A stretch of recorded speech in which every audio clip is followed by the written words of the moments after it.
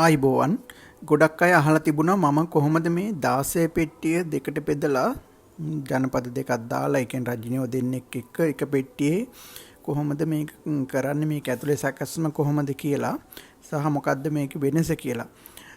ඔයාලා පොඩ්ඩක් බලන්න මම මේක දැන් මේ වීඩියෝ කරලා තියෙන්නේ දවල් 11ට විතර. ඒ වෙලාවෙත් සෑහෙන ඇක්ටිව්. මීට වඩා මෙයාලා ගොඩක් ඇක්ටිව් සාමාන්‍ය උදේ 7ට වගේ ගත්තාම ගොඩක් ඇක්ටිව්. මම ගණන් කරලා බැලුවා මේ බීස්ලා සාමාන්‍යයෙන් 60ක් විතර වගේ ඇතුල් වෙනවා මේ පැණි පරාග අරගෙන විනාඩියකට. ඒ කියන්නේ විනාඩියකට 60ක් විතර මේ එක කටකින් අනිත් කටිනුත් ඒ වගේ. දැන් කටවල් දෙකක් තියෙනවා ජනපද දෙකක් තියෙනවානේ එන්ට්‍රන්ස් දෙකක් තියෙනවානේ. නමුත් මම අනිත් ජනපදයක් හොඳට තියෙන ජනපදයක් බැලුවා. ඒකේ මම දැන් පෙන්නන්න තා පොඩ්ඩකින් මේ ඒකේ ඇත්තට සාමාන්‍ය විනාඩියකට බීස්ලා මේ මැස්යන් 20ක් විතර වගේ තමයි විනාඩියකට යන්නේ. දැන් බලන්න මේ දවල්නේ මේ දවල් නිසා දැන් ඔයාලට පේනවා එකම වෙලාවේ ගත්තත් දැන් මේ අරක මීට වඩා ඇක්ටිව්. මේක මීට වඩා දැන් මේ පෙට්ටියත් මීට වඩා ඇක්ටිව් ටිකක් උදේම ගත්තොත්. නමුත් දැන් මේ දවල් වෙනකොට ඉතින් එයාලා ටිකක් ඇක්ටිව් අඩු වෙලා තියෙනවා.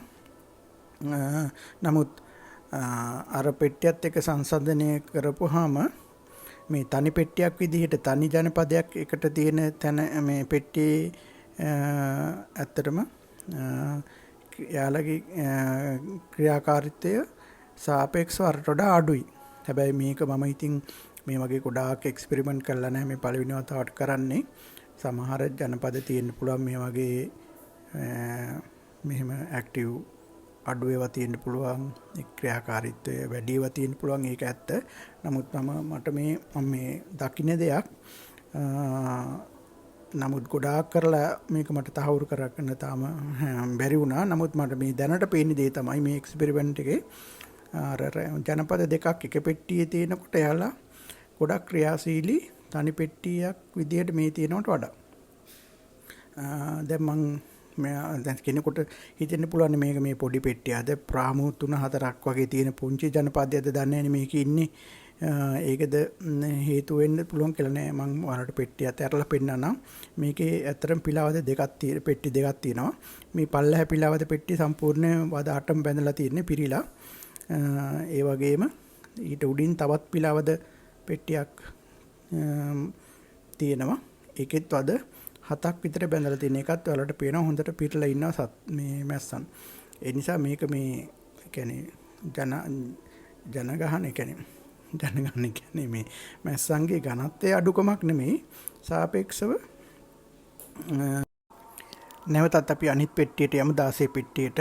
මම ඒක ඉස්සරහට ඉදිරියට ගත්තා ඔයාලට පේන්න පහසු වෙන්න. මේකේ වම් පැත්තේ අංක 1 තියලා තියෙන තැන එන්ට්‍රන්ස් එකක් තියෙනවා. අංක 2 කියලා දකුණු පැත්තේ තියෙන එතන එන්ට්‍රන්ස් එකක් තියෙනවා. ඒ කියන්නේ පැණි පෙට්ටියට යටින් එන්ට්‍රන්ස් දෙක තියෙන්නේ. ඊට ඔයාලට පේන යටම මේ තියෙන එන්ට්‍රන්ස් එකක් ඔරිජිනලි පෙට්ටිය එනකොට අර යටලෑල්ලේ තියෙන එන්ට්‍රන්ස් එක ඒක ඇත්තටම තියෙන්නේ නිකන් ඩමි එන්ට්‍රන්ස් එකක් විදිහට ඉටිසලඹය බැරි වෙලාවක්වත් ආවොත් ඒක යටට යන්න. මොකද ඊට උඩින් වලට පේනවා මේ ගුරු පාට පටියක් වගේ.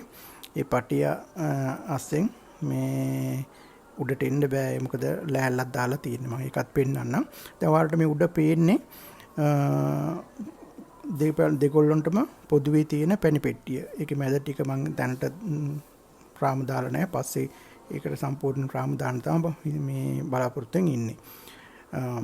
මේක දැන් මේ පෙන්නේ පැණි පෙට්ටිය අයින් කරාට පස්සේ ඊට පස්සේ ඔයාලට පේනවා වෙනම එක්ස්ට්‍රූඩර් දෙකක් දාලා තියෙනවා රැජින උඩට එන්න සහ අනිත් පෙට්ටියට යන්න බැරි වීම වළක්වන්න. එතකොට රැජින දෙන්නම යට පෙට්ටියේ තමයි ඉන්නේ. යාලට උඩට එන්න බෑ. එතකොට ඒ දෙන්න අතර ප්‍රශ්නයක් ගැටලුවක් වෙන්නේ නැහැ. මොකද ඒ දෙන්නන්ට හම් වෙන්න අවස්ථාවක් නැහැ. ওই දෙක මැද්දෙන් ඒකත් මම පෙන්නන්නම්. දැන් මෙතන මේ විදිහට තමයි හදලා තියෙන්නේ. දැන් මම එක එක්ස්ට්‍රූඩර් එකක් උස්සලා පෙන්නන්නම්. ඔය තියෙන්නේ දකුණු පැත්තේ තියෙන බොක්ස් එකේ ඒකත් 8ක් තියෙනවා ප්‍රේම් 8ම සම්පූර්ණ වෙලා තියෙන්නේ. ඔය විදිහට තමයි ඒ දකුණු පැත්තේ තියෙන මැද්දෙන් පාර්ටිෂන් කරපු දකුණු පැත්තේ තියෙන පෙට්ටිය. ඒකෙත් හොඳට වාට පේනවා. හොඳට මේ මේස හොඳට වර්ධනය වෙලා තියෙනවා.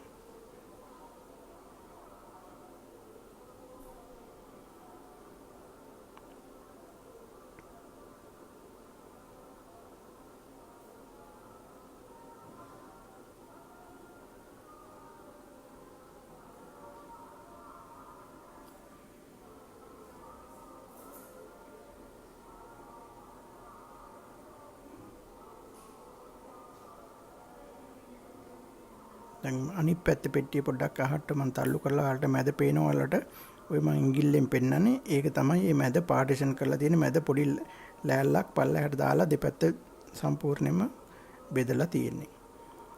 ඒතකොට දෙපැත්ත මේ පෙට්ටි දෙකක් විදියට තමයි මේ පල්ලෙහා මේ පිලාවද පෙට්ටිය තියෙන්නේ පෙට්ටි දෙකක් විදියට.